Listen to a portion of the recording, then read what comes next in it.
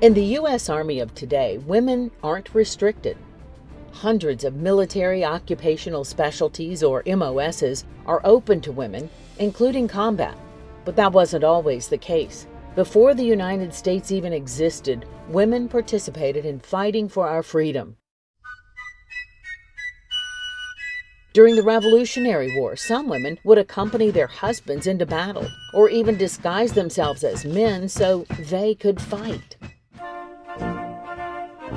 During the Civil War, women served as nurses and aides, while others took on the roles of spies and smugglers. Over there, over there. During World War I, women typically helped behind the lines, providing comfort as members of the nursing corps or the Red Cross.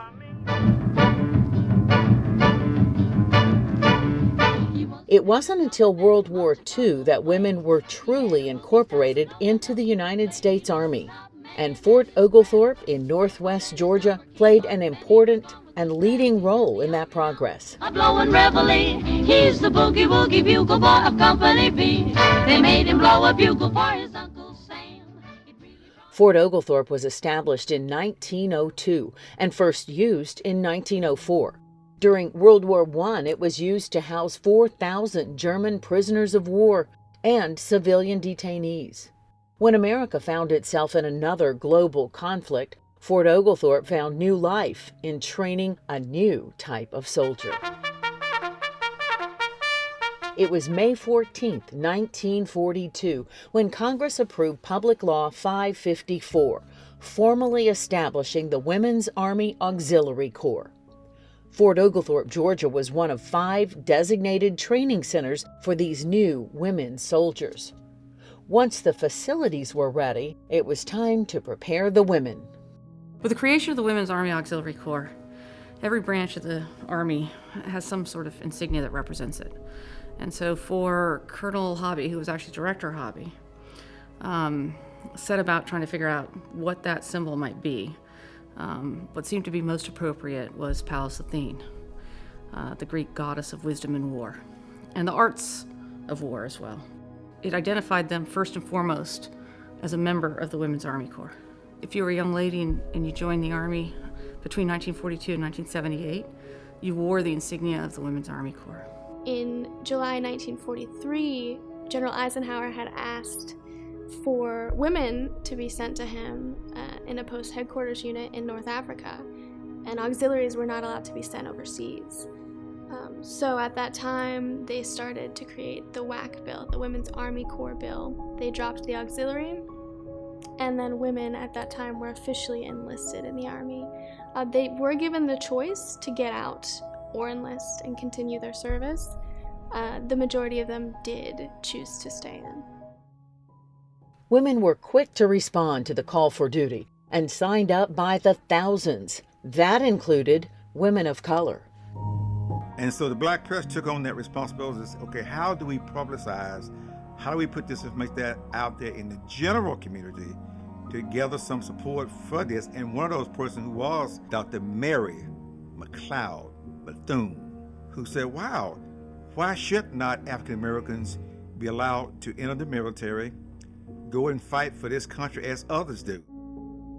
At the time, the U.S. military was racially segregated. Units formed were either all white or all black. I volunteered to go overseas, so all of the training was in Oglethorpe, Georgia, and I was transferred down to Fort Oglethorpe. When the enlistees arrived at Fort Oglethorpe, they learned they would be segregated in just about every respect, from training to housing. The unit training at Fort Oglethorpe was prepared for overseas travel and life in the European theater. They would eventually be known as the 6888 Central Postal Directory Battalion. Its 855 members would be the only all-black women's unit to see overseas duty during World War II. Before their departure, Dr. Bethune, unable to attend, sent a telegram lauding their accomplishment. We are depending upon you. We have much at stake. You represent 15 million of us. Your success in this courageous service is ours. Think well. Realize your individual responsibility. carve a niche for those who will follow you. God bless you. The women boarded the liner Ile-de-France on February 3, 1945, and set out across the Atlantic Ocean, sailing an evasive course, dodging the enemy. One lady I spoke with said her ship was diverted to Ireland because of the incoming, from the German U-boats. Another lady mentioned that they were told, don't change clothes, stay in your uniform because we don't know what's going to happen. So they were confronted, with a combat situation early on before they even arrived. We ended up working in Birmingham, England, which was okay. And while I was there, I doing the mail service, okay, and that was it.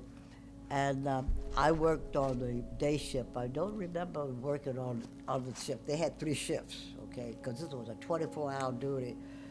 And that's probably why we were able to get the work done in such a short span of time. We got all the work for the English soldiers, the soldiers that were stationed in England. We got that done in about 3 months. It was amazing because mail filled 3 aircraft hangars, stacked up to the ceiling. Some of it had been there for years and contained rotting food. For being a postal battalion, the women were extremely self-sufficient. Our own mess hall, our own supply, own military police. We had our own transportation, and we had women who did everything. We looked at the service. When we needed something, we looked at a service record to find out what that person had done. With 800 women, we had all kinds of things. We opened up a beauty parlor. We had beauticians we found out who they were. We had beauticians. After showing such skill at their tasks, the WACs were then sent to Rouen, France, to do the same thing.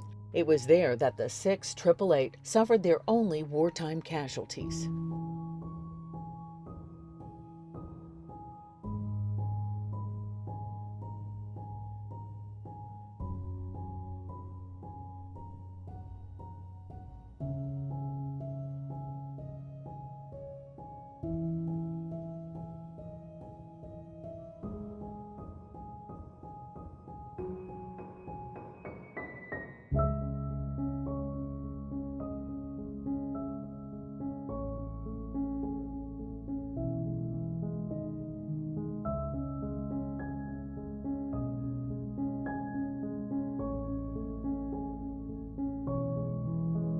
Three women, they died in a vehicle accident while they were there, and the Army did not send the bodies back to the United States. And so within the battalion, some ladies had experience with, we call it mortuary affairs, and so they took care of the bodies. I guess they prepped them in terms of, makeup and clothing, and collected money to have a burial in Normandy.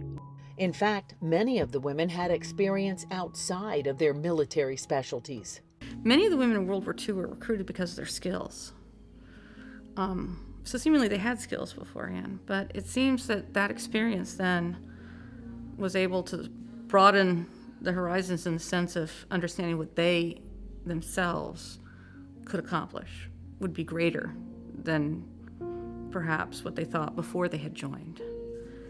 But at the same time, I sometimes wonder how much they don't really realize what role models they are for the generations of women that come behind them.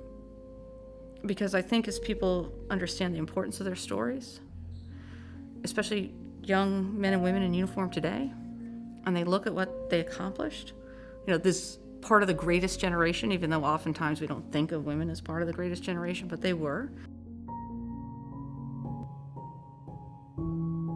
For more information on these incredible women who fought a war while fighting racism and sexism, visit the 6 888 exhibit at the 6th Cavalry Museum in Fort Oglethorpe, Georgia.